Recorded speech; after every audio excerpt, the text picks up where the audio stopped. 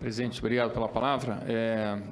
Acho extremamente importante a gente estar cuidando dessas empresas que estão com os débitos, sem considerar os devedores contumazes, porque acho que a gente tem que ter um rigor muito grande em relação a essa gente que faz planejamento tributário para poder dar trabalho para aqueles que pagam em tributo, né? Porque, no fundo, tira energia da receita e tem uma condição completamente de competição desleal. Agora, a pergunta que eu sempre falo, e eu estudo muito a questão tributária, é por que a gente coloca tanta empresa devendo dinheiro, tributos para o Estado? Estudando o sistema tributário brasileiro, eu acho que a gente tinha que, assim, não ficar trabalhando só na consequência e agora querer resolver o problema de um contribuinte que está numa condição de inadimplência, mas, assim, evitar que ele entre nessa condição, né? Como é que a gente evita isso?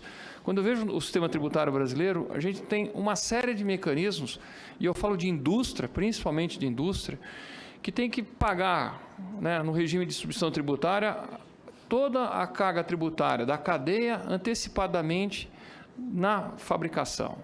Quando tem diferencial de alíquota, a mesma situação, tem que pagar a diferença antecipadamente na fabricação, na hora que o caminhão sai da sua empresa. Quer dizer, haja capital de giro para isso. E a gente sabe que capital de giro, como se diz, cash is king em inglês, ou seja, capital de giro é tudo. Se você não tem, não dá. Ainda mais num país onde o custo do dinheiro é tão alto.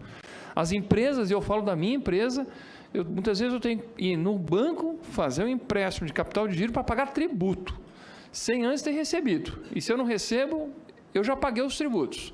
Quer dizer, é isso que joga. E eu vou dar um exemplo típico que aconteceu com a minha empresa, quando estava bem no começo. A gente teve uma curva de crescimento grande, eu simplesmente não tinha recurso para pagar um tributo que eu tinha que pagar antecipadamente.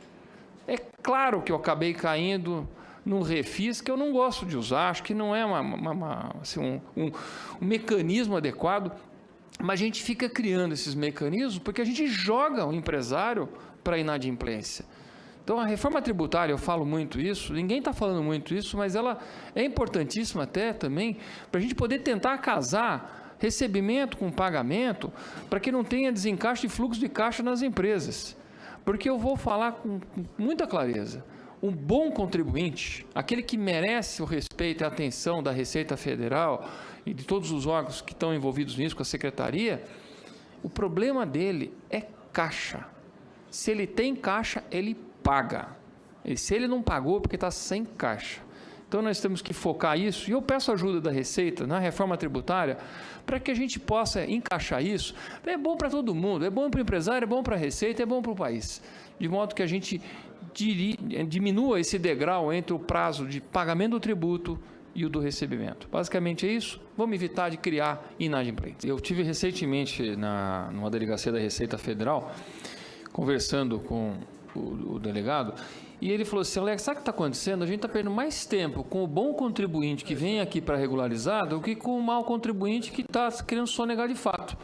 Por quê? Porque a gente cria tanto bons contribuintes numa condição de precisar acertar os seus débitos, que a gente acaba cuidando de gente boa e não indo atrás de gente ruim. Olha que contrassenso, mas por quê? Porque o nosso sistema está gerando uma fábrica de gente que está sendo jogada para inadimplência e vai lá querer acertar os seus débitos.